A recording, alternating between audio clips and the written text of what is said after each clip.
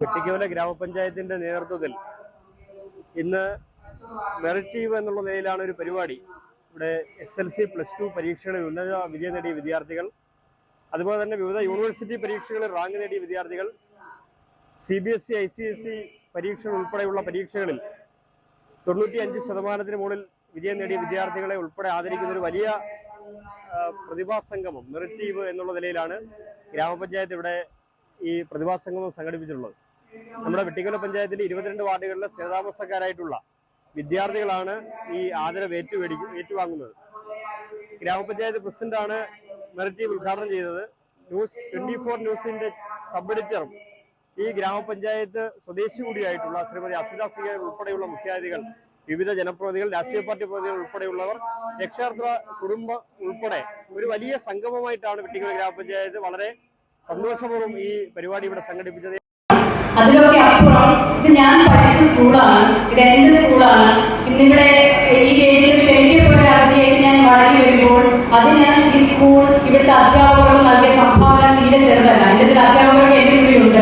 ഞാൻ തീരെ പ്രതീക്ഷിച്ചില്ല വാസ്തവത്തിൽ എന്റെ അധ്യാപകരെ വേദിയിൽ. അപ്പോൾ അവരെ കണ്ടപ്പോൾ എനിക്ക് ഏറെ സന്തോഷവും ആ പഴയ കാലത്തിലേക്കുള്ള മടങ്ങിപ്പോക്കും ഒക്കെ കൂടിയാണ്. അപ്പോൾ ഞാൻ പറയാൻ ശ്രമിക്കുന്നത്, ഇവിടെ ഉന്നത വിജയം നേടി ആദരവ് ഏറ്റുവാങ്ങാനാണ് നിങ്ങളിൽ പല ആളുകളും ഇവിടെ എത്തിയിട്ടുള്ളത്. വാസ്തവത്തിൽ നമ്മൾ ഈ പഠനകാലത്ത് വാങ്ങുന്ന മാർക്ക് അല്ലെങ്കിൽ ഗ്രേഡ് ഇതൊക്കെ മുന്നോട്ടുള്ള പഠനത്തിന് വളരെ പ്രധാനപ്പെട്ടതാണെങ്കിലും നമ്മുടെ സ്വപ്നത്തിന് ഇത് നമ്മളൊരു ശരാശരി വിദ്യാർത്ഥിയാണ് എന്നുള്ളതോ അല്ലെങ്കിൽ ശരാശരിയിലും താഴ്ന്ന വിദ്യാർത്ഥിയാണ് എന്നുള്ളതോ, ഞാൻ പഠന നിലവാരമാണ് ഉദ്ദേശിക്കുന്നത്, അതൊന്നും ഒരു തടസ്സമേ അല്ല, അല്ലെങ്കിൽ അതൊരു മാനദണ്ഡമേ ഒന്നുമല്ല എന്നുള്ളതാണ്. ഏറ്റവും പ്രധാനം സ്വപ്നങ്ങൾ ഉണ്ടാവുക എന്നുള്ളതാണ്.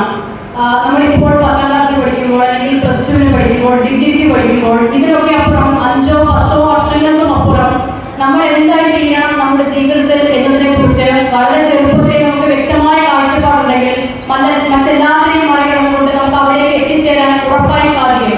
ഞാനതിനൊരു ഉദാഹരണമായി തന്നെ എന്റെ കാര്യം നിങ്ങളുടെ മുന്നിൽ ചൂണ്ടിക്കാട്ടാൻ കൂടി ആഗ്രഹിക്കുകയാണ്. വളരെ ശരാശരിയായ വിദ്യാർത്ഥിയാണ് ഞാൻ. നമ്മുടെ പോലെ മാധ്യമ പ്രവർത്തനമൊന്നും സ്വപ്നം കാണാൻ സാധിക്കാത്ത, എങ്ങനെ അവിടേക്ക് എത്തും എന്നുപോലും അറിയാത്ത ഒരു സാധാരണ ഗ്രാമത്തിൽ, തലച്ചെറിയാണ് എന്റെ സ്വദേശം, അങ്ങനെ ഒരു ഗ്രാമത്തിൽ ജനിച്ചു വളർന്ന ആളാണ് ഞാൻ. ആകെ ഉണ്ടായിരുന്നത് വലിയ സ്വപ്നം മാത്രമാണ്, മാധ്യമ മേഖലയിലേക്ക് എത്തണം എന്നുള്ള സ്വപ്നം മാത്രമാണ്.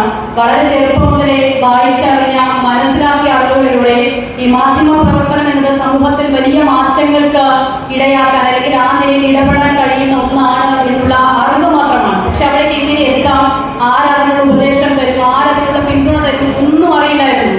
അങ്ങനെ ആ അവസ്ഥയിൽ 10ാം ക്ലാസ് പൂർത്തിയാക്കി വീണ്ടും ഇവിടെ തന്നെ ഞാൻ +1 ചേരുന്നു. വാസ്തവത്തിൽ എനിക്ക് +1 ഹ്യൂമാനിറ്റീസ് പഠിക്കണമെന്നായിരുന്നു ആഗ്രഹം. പക്ഷെ ആദ്യത്തെ അലോട്ട്മെന്റിൽ ഇതേ സ്കൂളിൽ എനിക്ക് അഡ്മിഷൻ കിട്ടി. ഇവിടെ നിന്നും ഈ സ്കൂൾ മാറാനായി ഇവിടെ എത്തി എന്നെ അന്ന് അതിന്റെ മുന്നിലുണ്ട് സഞ്ജയ് സാറുണ്ട്, സാർ ഉൾപ്പെടെയുള്ള ആളുകളാണ് ഇവിടെ തന്നെ തുടർന്ന് പഠിക്കാമെന്നും. ഞാൻ കൊമേഴ്സ് സ്റ്റുഡന്റ് ആയിരുന്നു +2.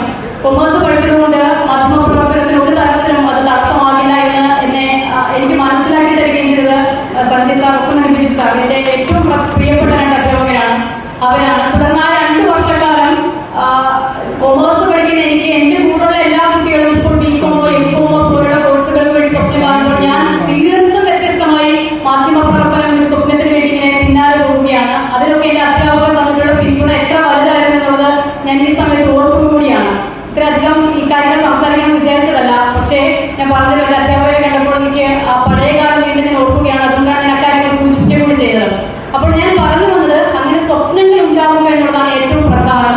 അതിന് ഏതൊക്കെ തരത്തിൽ നമുക്ക് അവസരങ്ങളുണ്ട് എന്നുള്ളത് 2ാമത്തെ കാര്യം മാത്രമാണ്. നമുക്ക് ആ സ്വപ്നങ്ങൾ ഉണ്ടെങ്കിൽ, അത് നേടണം എന്നുള്ള ഇച്ഛാശക്തി ഉണ്ടെങ്കിൽ മറ്റെല്ലാം നമുക്ക് അനുകൂലമായി വരും.